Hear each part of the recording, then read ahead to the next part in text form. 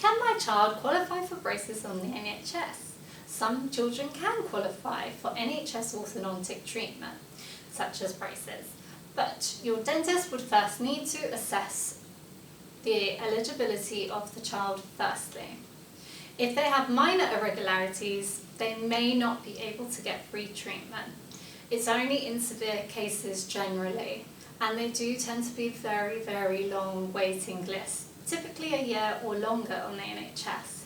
That's a big blow to most people, especially if you've been patiently waiting for your child's baby teeth to fall out and for the dental assessment. So what can you do about this? If you're worried about your child's teeth but your dentist doesn't think it's severe enough, then don't panic. There is plenty that you can do. Firstly, come and talk to us. Our team is always on hand. We are more than happy to have a look and see how things are and do an assessment and give you advice on this. So we offer free consultations.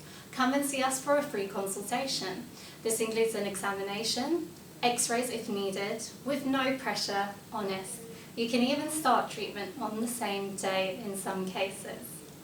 Choices of braces. You can choose between modern metal braces.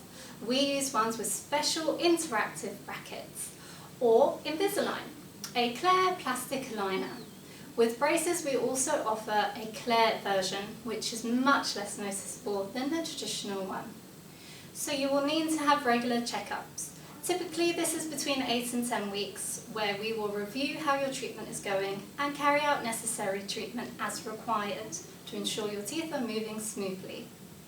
Finance packages. Well, there are lots of ways to spread the cost of your orthodontic treatment if you're worried about payment. We offer 5 different payment options for treatment to suit most pockets, and you can spread the payments over 5 years if you wish so.